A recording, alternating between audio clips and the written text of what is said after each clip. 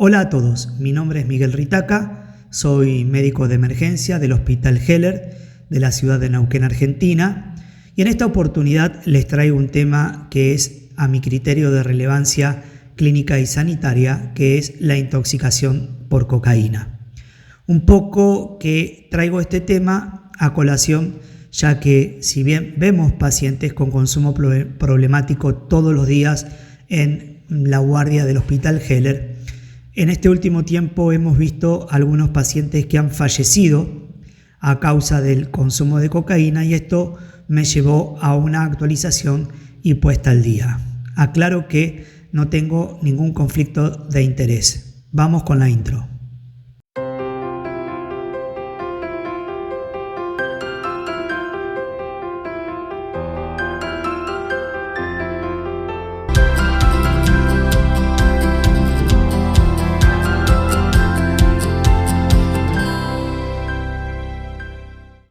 Y un poco que este tema no es nuevo, ya lleva varios años. Ya desde la época precolombina, los incas utilizaban la hoja de coca tanto en eventos sociales como religiosos, porque ello les atribuía una cierta conexión con lo divino. Y aparte, ya en aquella época habían descubierto cierto efecto farmacológico medicinal, o sea, tenía algunas propiedades anestésicas, con lo cual lo utilizaban también como fármaco. Después Freud la empezó a estudiar, de hecho la empezó a elaborar, incluso se comercializaba en farmacias y él la consumía primero con él mismo y había visto cierto efecto anorexígeno en la cocaína, además de un efecto euforizante y también disminuía la fatiga.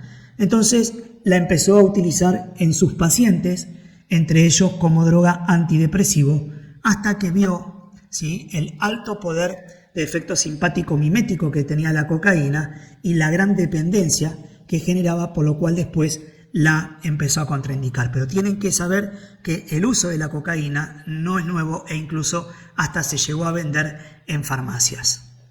Y un poco la pregunta es, bueno, ¿de dónde sale todo esto? ¿Sí? ¿Cómo llegamos a al famoso clorhidrato de cocaína? Y todo nace a partir de esta planta, ¿sí? Que es la Erythrocilium coca. Es una planta que crece en áreas selváticas, ¿sí? Donde hay climas tropicales y húmedos como la selva del Amazonas o la selva colombiana. Y esta planta, donde distintos agricultores van y la cosechan cada año, después es transportada en bolsones hasta un lugar como este, que es lo que ellos le llaman el laboratorio, es como un galpón. Ahí uno de los agricultores comienza a hervir bicarbonato durante largas horas y mientras tanto otro de los agricultores lo que hace es mezclar ese compuesto y empieza a molerla con una moto guadaña. Una vez que la empezó a moler hasta dejarla bien triturada, le agregan cal, la vuelven a mezclar y toda esa mezcla la va a terminar metiendo en un tacho de 200 kilos. Y ahí entonces la van a mezclar con queroseno y la van a dejar durante varias horas hasta que fermente. ¿Y qué se va a obtener de esa fermentación? Bueno, el famoso alcaloide, que es la benzoilmetil-L-gonina, que es el alcaloide de la cocaína, con lo que nos va a servir después para poder hacer la famosa pasta base. Entonces, ese alcaloide después filtrado, con filtros muy rudimentarios, ¿sí? Que son en general telas de algodón, y no tiran nada. El residuo que queda de ese filtrado es con lo que después se va a terminar haciendo el famoso paco, ¿sí? Por eso el paco es altamente tóxico y está hecho con lo peor, con lo que queda del resto de la formación de la famosa pasta base. Entonces, una vez que obtuvimos ese alcaloide, lo van a mezclar con ácido clorhídrico y bicarbonato de sodio y eso empieza a filtrarse nuevamente hasta obtener la famosa pasta base, que también le llaman el queso, y eso es lo que va a servir después para hacer el famoso clorhidrato de cocaína. Se la empieza a estrujar, ¿sí? Hasta sacarle la última gota de agua, y una vez que tenemos la pasta base, esta va a ser trasladada a otro sitio que son las famosas cocinas. Esas cocinas tienen de todo, desde compuestos químicos, de lo que vos busques, pasando por máscara, pasando por hornos de distintos tipos, hornos microondas, hornos de cocina. Y entonces lo que hacen con esa pasta base es mezclarla con permanganato de sodio, amoníaco y ácido sulfúrico. Y de esa combinación, una vez que queda bien mezclada, le van a agregar éter y otros ácidos y voilà, terminan haciendo el famoso clorhidrato de cocaína. Ahora lo único que queda es secar, filtrar primero y después secar esa cocaína, primero de manera natural y después mediante hornos de cocina y en microondas, y después finalmente ver qué cuán pura es esa cocaína, con lo cual la calientan y desprenden esa especie de aceite que, de acuerdo a la cantidad que desprenda, habla del grado de pureza de la cocaína. Y ya está lista entonces para prensar y comercializar y traficar. Ahora bien, ese tipo de cocaína, que es como un polvo, que en realidad es un polvo cristalizado, es lo que habitualmente la consumen por la vía intranasal o la vía intravenosa. Pero tienen que saber ustedes también que ese mismo clorhidrato de cocaína lo van a mezclar con amoníaco o con bicarbonato y va a adquirir un estado sólido, ¿sí? Que es como pedacitos de cristales que lo van a utilizar para unirlo junto al tabaco al fumar, y va justamente a generar un pequeño ruido.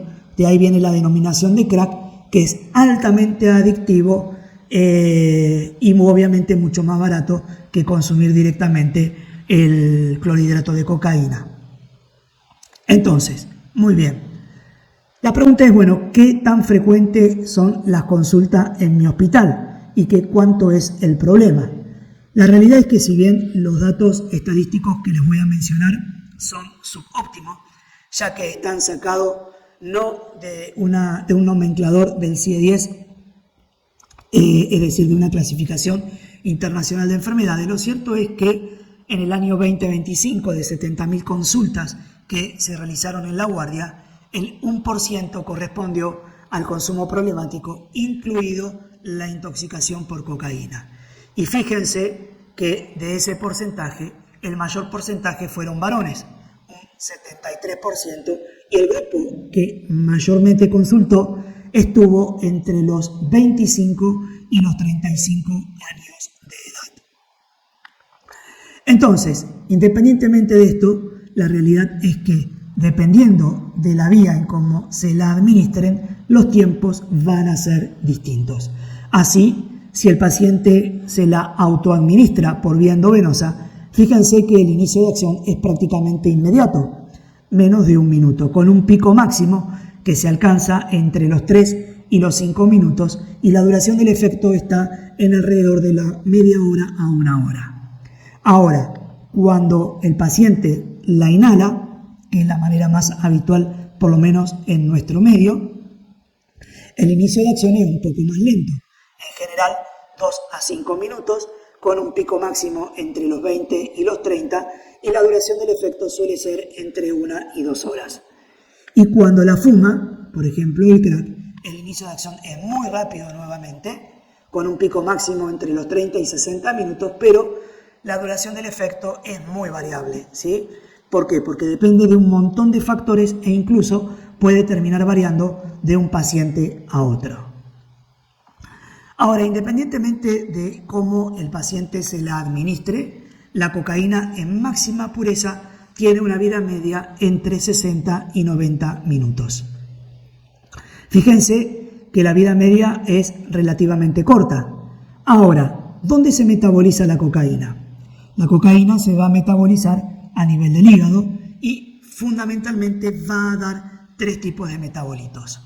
Uno de esos metabolitos, que lo hace por hidrólisis enzimática, es la benzoil-L-corina. ¿Qué importancia tiene este metabolito? Desde el punto de vista de psicoactivo, prácticamente no da síntomas, atraviesa muy poco la barrera hematoencefálica. Hoy en la actualidad se le está tratando de atribuir algún papel en lo que es el evento neurovascular agudo asociado a la intoxicación por cocaína, pero en realidad la importancia de este metabolito radica en que se elimina por la vía renal, con lo cual cuando nosotros le pedimos al bioquímico tóxicos en orina para buscar si el paciente consumió o consume cocaína, justamente lo que está buscando es este metabolito. Incluso este metabolito puede persistir a nivel renal durante varios días, generalmente 2, 3, 4 días y a veces incluso un poquito más. El otro metabolito que genera a través de la colinesterasa es la alcoholina metilester. Este metabolito también da muy poco efecto, atraviesa muy poco la barrera hematoencefálica y más que nada va a dar síntomas parasimpáticos, es decir, puede dar algo de bradicardia, algo de vasodilatación, prácticamente están apagados por todos los efectos simpático-miméticos de la cocaína y prácticamente no es relevante. Sí es relevante este metabolito que por desmetilación, la norcocaína, va a ser la responsable de prácticamente la mayoría de los efectos simpático-miméticos a nivel del sistema nervioso central y a nivel cardiovascular, ya que atraviesa fácilmente la barrera hematoencefálica, entonces va a dar la mayoría de los síntomas neuropsiquiátricos y cardiovasculares, como por ejemplo el dolor de pecho, la taquicardia, la hipertensión y todo lo que vamos a hablar luego cuando hablemos de la clínica. Un tema no menor es cuando combinamos el alcohol con la cocaína. Esto va a dar una entidad aparte que recibe el nombre de cocaetileno o etilcocaína. ¿Por qué es importante saber esto? Porque los efectos tóxicos de la cocaína se van a prolongar durante varias horas. Se habla de 10, 12, 14, 15 horas. Y esto es importante entender, porque muchas veces nos encontramos con pacientes en la guardia que uno supone que en un par de horas, debido a la vida media plasmática corta de la cocaína, el paciente va a estar bien y los síntomas persisten durante 8, 10, 12 horas cuando la mezclamos con el alcohol. Por eso es importante tener en cuenta esta entidad, ¿sí? Que recibe el nombre de cocaetileno o etilcocaína. Igualmente siguen persistiendo todo lo que es la acción vasoconstrictora, arritmogénica, neurotóxica y cardiotóxica de la cocaína. Cuando decimos que la cocaína da síntomas simpático-miméticos, ¿qué es lo que queremos decir? Sabemos que las neuronas se comunican entre sí, no por un contacto directo entre neurona y neurona, sino que lo van a hacer a través de un espacio que se conoce como espacio intersináptico, liberando una serie de neurotransmisores que permiten justamente esos neurotransmisores ponerse en contacto entre la neurona presináptica y la neurona postsináptica. Entonces, ¿qué es lo que sucede? Cuando esos neurotransmisores, como por ejemplo la dopamina o la serotonina o la noradrenalina, se liberan desde la célula presináptica, van a impactar sobre la parte más externa de la neurona postsináptica y una vez que generó esa transmisión, esa dopamina vuelve nuevamente a los transportadores de la neurona presináptica. Ahora, cuando el paciente consume cocaína, lo que va a suceder es que esa cocaína va a tapar esos transportadores, con lo cual la dopamina no puede volver a la célula presináptica y esto va a generar que se sigan generando y liberando cantidades importantes de dopamina que van a ser las responsables de todos los efectos neuroinhibitorios o psicoactivos que genera la dopamina, junto con la vasoconstricción que genera la noradrenalina y los efectos de la serotonina, como la inhibición. Entonces, ¿qué síntomas genera el paciente que viene intoxicado por cocaína? Y uno de los síntomas los va a dar obviamente a nivel cardiovascular y es el dolor de pecho. El paciente que viene se asusta, viene manifestando un dolor de característica opresivo, no irradiado, en el contexto de que muchas veces se suma la hipertensión arterial, pero por suerte la mayoría de estos dolores de pecho tienen que ver con el efecto simpático mimético de la cocaína y no con el síndrome coronario agudo. Solamente el 6% en este trabajo publicado revela que los dolores precordiales por intoxicación por cocaína terminaron siendo infartos agudos de miocardio. Lo otro que suele dar son palpitaciones, ¿sí? Por suerte, la mayoría de las taquicardias que presentan estos pacientes son taquicardias sinusales. Pero recuerden que si hay alguna base previa, pueden estos pacientes tener otros tipos de arritmia mucho más severas, como las taquicardias QRS estrecho regular, no sinusal, como las taquicardias paroxísticas supraventricular, pero también vamos a encontrarnos con taquicardias QRS ancho regular, como las taquicardias ventriculares. Entonces, ojo con esto, ya vamos a hablar después de arritmias, de taquiarritmia, tener presente esta consideración. No debe faltar un electrocardiograma al inicio de la consulta en la guardia de emergencias. La hipertensión arterial también es muy frecuente por la actividad simpático-mimética. Ojo con darle a todos los pacientes antihipertensivos de entrada. Recuerden que la cocaína, mientras se va metabolizando, va a ir corrigiendo esa presión arterial, sobre todo en el contexto de que muchos de estos pacientes no son hipertensos previamente. El cuadro de disnea asociado a taquipnea, siempre tratar de pensar en tromboembolismo pulmonar. La cocaína de alguna manera genera agregación plaquetaria y esto puede favorecer por un estado protrombótico un tromboembolismo pulmonar. Después, a nivel del sistema nervioso central, da síntomas neuropsiquiátricos. A mí me gusta diferenciarlos por separado. Entonces, dentro de las manifestaciones psiquiátricas se destaca la ansiedad, la excitación psicomotriz, los cuadros psicóticos, los delirios, la paranoia. El paciente puede presentar alucinaciones y cuadros depresivos. Y entre las manifestaciones neurológicas, muchos de estos pacientes pueden consultar por mareos, cefaleas, parestesia. Si el paciente tiene parestesia, indagar acerca de paresiaplegía, pensar en eventos neurovasculares agudos, sobre todo cuando persiste algún foco motor. Las convulsiones, por lo general, aparecen en el 6% de los pacientes y también pueden venir directamente con temblor y cuadros comatosos.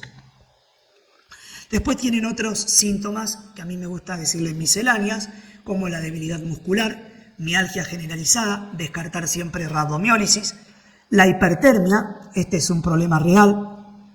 Nosotros hemos visto en nuestra guardia pacientes con 44 grados de temperatura asociado a intoxicación por cocaína y recuerden que un paciente con hipertermia tiene una mortalidad cercana al 33%. Calambres musculares y fatiga muscular también es frecuente. Y a nivel respiratorio, un poco más de lo mismo, puede haber broncoespasmo, sobre todo en aquellos pacientes que tienen de base alguna patología pulmonar, como un EPOC, ¿sí? O un paciente asmático. A nivel gastrointestinal, el paciente puede venir con vómitos, puede venir con estados nauseosos, y cuando tiene el paciente un dolor abdominal generalizado, siempre pensar en isquemia mesentérica, por la vasoconstricción que ya habíamos hablado anteriormente. ¿Y qué pasa con los adulterantes? Bueno, un gran problema el tema de los adulterantes. ¿Por qué? Porque en este trabajo se encontró que solamente el 10% de la cocaína era en su máxima pureza. El 90% de la cocaína comercializada tiene algún tipo de adulterante. Y fíjense que en este mismo trabajo se encontró más de 25 tipos de adulterantes diferentes. Yo solo me remitiré a hablar de algunos de los más conocidos y de los más frecuentes. Entonces, ¿por qué adulteran la cocaína? Bueno, el concepto es bastante claro, porque la cocaína es cara y adulterarla significa bajar costos, ¿sí? Y tratan de simular en esos adulterantes síntomas semejantes a la cocaína, sin importar el costo. Entonces, pueden adulterarla con cafeína, pueden adulterarla con lidocaína. Acuérdense que ya de por sí la cocaína es un anestésico local y con la lidocaína aumenta el riesgo, por ejemplo, de convulsiones. Pueden adulterarla con antihipertensivos como el diltiazem. En el mejor de los casos, pueden adulterarla con excipientes derivados de la lactosa o derivados de la glucosa. Y ya en cuadros más severos, la pueden adulterar con levamisol. El levamisol es un fármaco que durante alguna época fue indicado para el tratamiento del carcinoma de colon. Después se dejó de usar y solamente hoy quedó relegado para uso veterinario como antiparasitario. ¿Cuál es el tema del levamisol? Bueno, el tema es que provoca agranulocitosis y debemos sospechar la intoxicación con levamisol más cocaína cuando el paciente presenta una neutropenia grave. Y otra característica que tiene es que da una especie de vasculitis cutánea asociado a necrosis cutánea, como la imagen que ustedes ven acá, generalmente a predominio de los miembros, tanto superiores como inferiores. El otro adulterante es el clenbuterol, es un broncodilatador utilizado para pacientes asmáticos y también lo utilizan algunos deportistas porque tiene algún efecto anabólico. ¿Cuándo sospechamos que está adulterada con clenbuterol? Fundamentalmente, como todo beta-2 inhalado, puede dar hipopotasemia e hiperglucemia. Entonces, si tenemos un paciente con trastorno del potasio o pacientes con hiperglucemia, bueno, el clenbuterol habitualmente puede ser una causa. Y el fentanilo, un poco que lo dejé para el final porque realmente constituye un muy grave problema, sobre todo en países como en Estados Unidos, ¿sí? El fentanilo es un opioide, como todos ustedes saben, que cuando lo cortan o lo adulteran con la cocaína, da un cuadro mixto, es decir, que da un cuadro simpático mimético opioide. Entonces, clínicamente, ¿qué características vamos a encontrar? Que el paciente va a tener miosis, ¿sí? Habitualmente un paciente que está intoxicado de manera severa con cocaína lo que da es midriasis. Bueno, en este caso va a tener miosis siempre asociada a alteración de la conciencia y depresión respiratoria. Entonces, si yo tengo un paciente que consumió cocaína, tiene miosis, tiene depresión de la conciencia y depresión respiratoria, la naloxona es lo que debo indicar. Y no quedarse solamente con una ampolla de naloxona que es de 0,4 miligramos por mililitro, sino que a veces tenemos que utilizar cantidades bastante importantes, entre 3 y 5 miligramos. Pero esa es la indicación ante la sospecha. Muy bien, ¿cuál es el tratamiento de intoxicación por cocaína? Y en general lo primero que hay que definir dónde vamos a poner el paciente. Si tengo un paciente con dolor de pecho o tengo un paciente que tiene palpitaciones o está severamente hipertenso, ¿sí? O excitación psicomotriz ni hablar, el lugar adecuado es el showroom de una guardia. Y siempre al lado del showroom, en el showroom de la guardia, siempre al lado un cardiodefibrilador. Y mientras le vamos pidiendo esta batería de estudios complementarios al bioquímico, es decir, no puede faltar un hemograma completo con fórmula, un estado de coagulación del paciente, el ionograma, una glucemia, un perfil renal, un perfil hepático, troponinas y CK. Si la paciente es mujer y está en edad fértil, siempre pensar en que puede estar embarazada, una orina completa y evaluar la probabilidad de que tenga otros tóxicos, con lo cual hay que pedirle tóxicos en orina, y gasometría arterial si tiene un estado ácido-base, pensando en un estado ácido-base alterado, por ejemplo una acidosis metabólica. Entonces, mientras vamos pidiendo el laboratorio del paciente, tendremos que realizarle un electrocardiograma.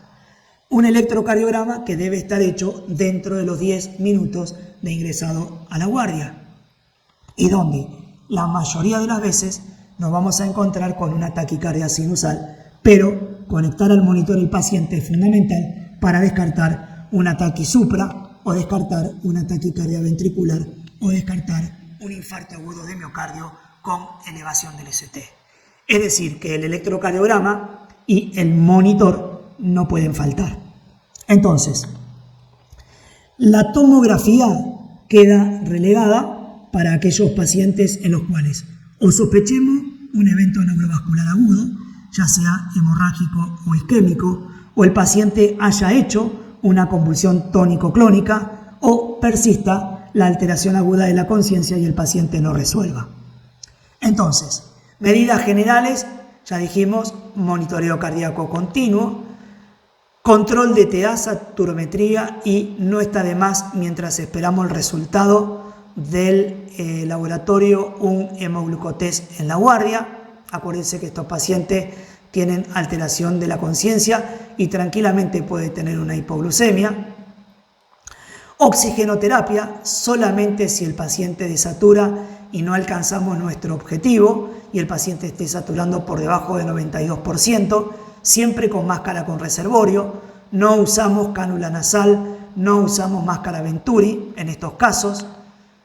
Y vamos buscando un acceso venoso y arrancaremos entonces con cristaloides ajustados según el estado hemodinámico del paciente.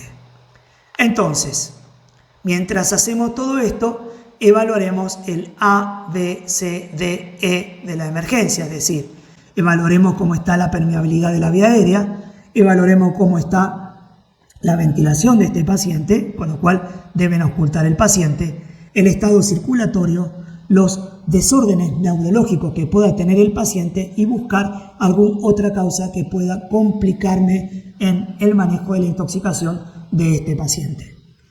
Entonces, un tema no menor es si el paciente se encuentra desaturando, porque si el paciente tiene alteración aguda de la conciencia y el paciente desatura o tiene una mala mecánica ventilatoria, tendré que proteger esa vía aérea y por lo tanto tendré que hacer una secuencia de intubación rápida. Y acá se me plantea el gran problema, por lo menos en mi guardia. ¿Por qué? Porque yo les recomiendo usar mi tarjeta de intubación, en este caso, donde como agente inductor suelo utilizar el Propofol, fundamentalmente por sus propiedades anticonvulsivantes y porque aparte es un inductor de acción ultra rápida. Y en este caso, al tener propiedades anticonvulsivantes, me viene ideal porque acuérdense que el paciente intoxicado con cocaína puede convulsionar. Pero aparte, muchos de estos pacientes suelen estar severamente hipertensos, con lo cual el Propofol no solo me va a bajar la TAN, sino que tampoco me va a complicar el estado hemodinámico del paciente. Lo mismo que con el etomidato, a una dosis de 0,3 miligramos kilo, también tiene acción anticonvulsivante y es el más hemodinámicamente neutro. ¿Dónde está el problema? Bueno, el problema está en la succinicolina. Nosotros, en nuestra guardia de emergencia, por una decisión ministerial, no contamos con el rocuronio. Evidentemente, debe tener que ver o por una cuestión de costo o por una cuestión de ignorancia, pero la realidad es que nosotros contamos solamente con succinicolina. Y la succinicolina, como todos ustedes saben, está contraindicada en el paciente con hiperpotasemia y muchos de estos pacientes pueden tener hiperpotasemia, con lo cual aumenta el riesgo de taquicardia ventricular y fibrilación ventricular, llevando al paciente al paro cardiocirculatorio. De todas maneras, si no tienen otra opción, siempre va a ser más beneficioso intubar el paciente que mantener una hipoxia sostenida que le va a terminar dejando graves secuelas neurológicas por hipoxia.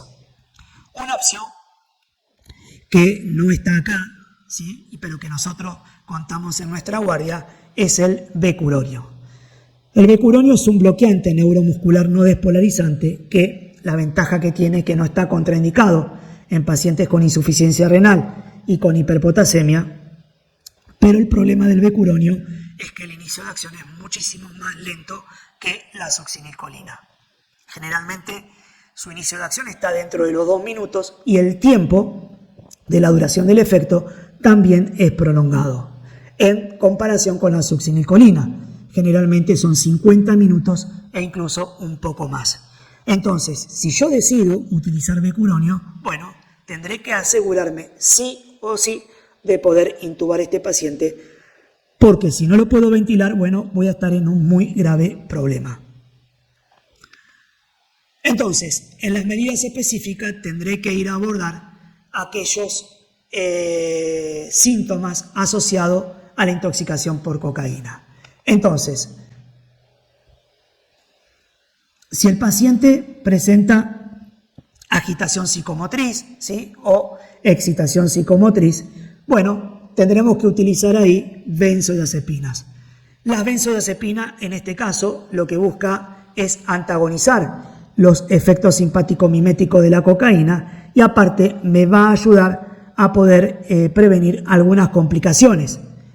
Ojo con usar neuroléptico, es muy común tentarse a usar haloperidol o clorpromacina. ¿Por qué? Primero porque actúan a nivel del centro termorregulador del hipotálamo, con lo cual van a generar más riesgo de hipertermia maligna y acuérdense que la hipertermia en este grupo de pacientes aumenta el riesgo de muerte en un 33%. Además, prolongan el QT, con lo cual van a tener una mayor probabilidad de que estos pacientes hagan arritmias ventriculares, torsada de punta y van a tener otra complicación más. Y bajan el umbral convulsivo, con lo cual hay mayor riesgo de que este paciente le haga convulsiones. Salvo en muy contados casos, muy específicos, cuando ya las benzodiazepinas de alguna manera no están funcionando, bueno, ahí uno podría tentarse con usar un haloperidol, pero no usar de entrada los neurolépticos en el manejo de los pacientes intoxicados con cocaína. Entonces, si vamos a usar benzodiazepina, lo primero que tendré que ver es si dispongo o no de un acceso venoso. Si no tengo una vía porque el paciente se mueve, porque no lo puedo contener y tengo que de alguna manera trabajar con este paciente, la vía intramuscular es mandatoria. Entonces, podremos usar o lorazepam 4 miligramos, es decir, una ampolla intramuscular, o midazolam a una dosis de 0,2 miligramos kilo, también por la vía intramuscular. Acuérdense que las ampollas de midazolam que nosotros tenemos en la guardia es de 15 miligramos 3 mililitros, con lo cual para un paciente promedio de 70 kilos le van a poder hacer midazolam sin ningún tipo de problemas. Ahora, si yo tengo un acceso venoso, bueno, en ese caso puedo utilizar o diazepam 10 miligramos, es decir, una ampolla por vía endovenosa en bolo, o lorazepam 4 miligramos en bolo inicial. Y después veré si el paciente continúa, ¿sí?, con agitación o excitación psicomotriz y no lo puedo contener, podremos utilizar o diazepam de 5 a 10 miligramos cada 3 a 5 minutos o lorazepam 1 miligramos cada 5 a 10 minutos hasta controlar la agitación.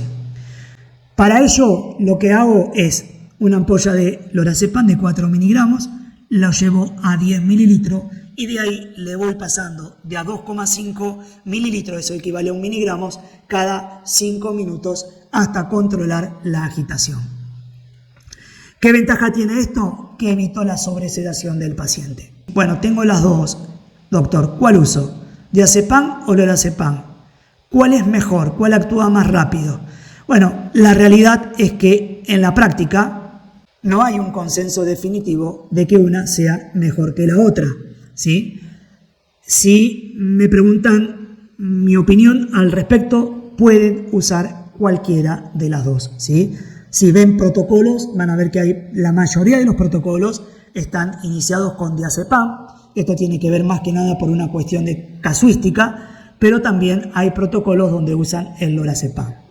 Si podemos hilar un poquito más fino, yo les diría lo siguiente. El lorazepam tiene un volumen de distribución chico comparado con el diazepam y concentra más en barrera hematoencefálica persistiendo más tiempo. Entonces, si yo tengo síntomas a nivel del sistema nervioso central, el lorazepam de alguna manera tendría cierta ventaja. Pero además, el lorazepam no está contraindicado en el paciente con insuficiencia hepática. Esa también es una ventaja real y al indicarlo de a 1 miligramo cada 5 a 10 minutos, también es mucho más fácil de evitar una sobresedación con el lorazepam. El diazepam, en cambio, si me preguntan la ventaja, al tener un volumen de distribución grande, todo lo que tiene que ver con los síntomas cardiovasculares, de alguna manera se controlarían de manera más rápida. pero esto es solo a título de una opinión. La realidad es que en la práctica hoy cualquiera de las dos pueden utilizar sin ningún problema. ¿Qué pasa si los síntomas asociados están al dolor de pecho y la hipertensión? De lo que tiene que ver con el dolor de pecho y el síndrome coronario agudo, no lo voy a hablar acá. Ya les he dado una clase y un video que lo pueden buscar en mi canal acerca del manejo del síndrome coronario agudo. Mucho no difiere, entonces les recomiendo que vean mi video y le den un like si les gusta. Entonces directamente me voy a abordar lo que tiene que ver la hipertensión arterial. Entonces, si el paciente está hipertenso, que es lo que ocurre la mayoría de las veces, ojo con darle antihipertensivo a todos estos pacientes.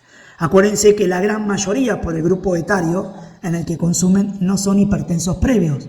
Indicarles antihipertensivo, ¿sí?, lo que van a generar es que cuando la cocaína de máxima pureza metabolice, el paciente vaya a una hipotensión iatrogénica. Si yo tengo que indicarle alguna droga para bajar la hipertensión en este grupo de pacientes, siguen siendo las benzodiazepinas la droga de primera elección, es decir, el diazepam o el lorazepam para controlar la hipertensión. Y en la medida que los síntomas hepático-miméticos se vayan apagando, porque la cocaína se va metabolizando, solo el paciente va a corregir esa hipertensión arterial. ¿Cuál es mi objetivo? Es bajar la presión arterial diastólica por debajo de 100 durante varias horas. Esto no tiene que ser inmediato. Ahora, si el paciente continúa severamente hipertenso y tiene una hipertensión refractaria, ojo con utilizar algunos tipos de antihipertensivos. No utilizar los beta bloqueantes. El labetalol está contraindicado, si bien hay algunos trabajos que son de baja calidad, nosotros no lo seguimos recomendando, no lo recomendamos, ni tampoco el carvedilol, ¿sí? Son drogas vasoconstrictoras que pueden agravar el cuadro. Ojo con utilizar la amlodipina. La amlodipina es un bloqueador de los canales del calcio, de acción lenta, con lo cual no resuelve el estado hiperadrenérgico del paciente y les puede dar más taquicardia. Entonces, ¿qué podemos usar en este caso? Bueno, si el paciente tolera la vía oral, una opción clara puede ser un Isordis sublingual, un comprimido, no tiene efecto beta bloqueante, con lo cual es un excelente antihipertensivo, y el otro es la fentolamina, pero lamentablemente nosotros no la contamos, por eso no la agrego. Y si tenemos la vía o un acceso venoso, la NTG sigue siendo también la nitroglicerina una excelente opción, ajustado según tabla, o también el nitroprusiato de sodio, ajustado según tabla a 0,25 a 10 microgramos kilo minuto.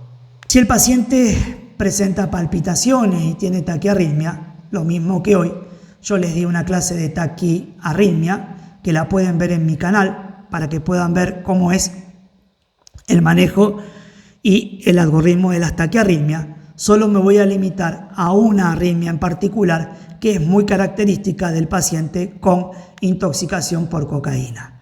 Y el problema está cuando tenemos este tipo de arritmia, que es muy parecida a la intoxicación por antidepresivos tricíclicos. Entonces, cuando ustedes tienen una taquiarritmia QRS ancho en el contexto de un paciente con intoxicación por cocaína y se encuentran con un electro raro como este, lo que tienen que ir a ver en principio, como toda arritmia, es primero ver cómo es el QRS, si es ancho o estrecho, es decir, si mide más de 0,12 segundos. Lo segundo, si tiene o no tiene estabilidad hemodinámica, porque si el paciente está inestable, la van a tener que cardiovertir.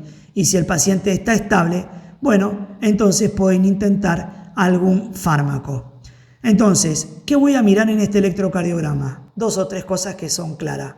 Puede tener onda P, que si uno mira este electro así muy rápidamente pareciera que no lo fuera, pero si miran con más detalle van a ver que en B2 hay ahí una pequeña onda P que se puede ver. Pero lo que más les tiene que llamar la atención es, buscando en ABR, esta R prominente que es bastante patognomónica de este tipo de arritmia. Lo que pueden intentar en este caso es hacerle al paciente directamente bicarbonato de sodio de 1 a 2 miliequivalente por peso.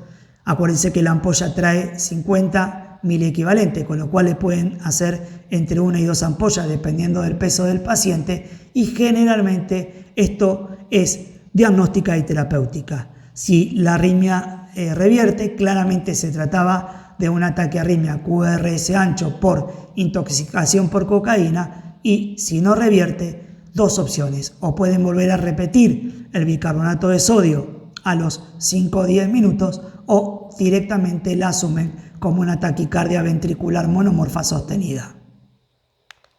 Y otras veces, cuando la intoxicación es bastante importante, una intoxicación, en vez de tener hipertensión, el paciente puede estar hipotenso. Aparte, acuérdense que muchas veces están cortadas con otros adulterantes. Entonces, si el paciente está hipotenso, podemos realizar una expansión con cristaloides entre 2000 y 3000, según dicen las guías, con solución fisiológica, y si aún así persiste la hipotensión arterial, entonces tendremos que colocar una bomba con noradrenalina a 0,05 a 0,5 miligramos kilo minuto. Y por último, para terminar, si el paciente tiene hipertermia, bueno, acá sí tenemos un problema. Las guardias deben estar preparadas para tratar de bajar esa hipertermia con métodos físicos, generalmente inmersión en hielo, en menos de 30 minutos. Acuérdense que la mortalidad está aumentada en más de un 30%. Bueno, hasta acá llegamos. Espero que les haya servido. Denme un like si les pareció bueno el video. Hasta la próxima.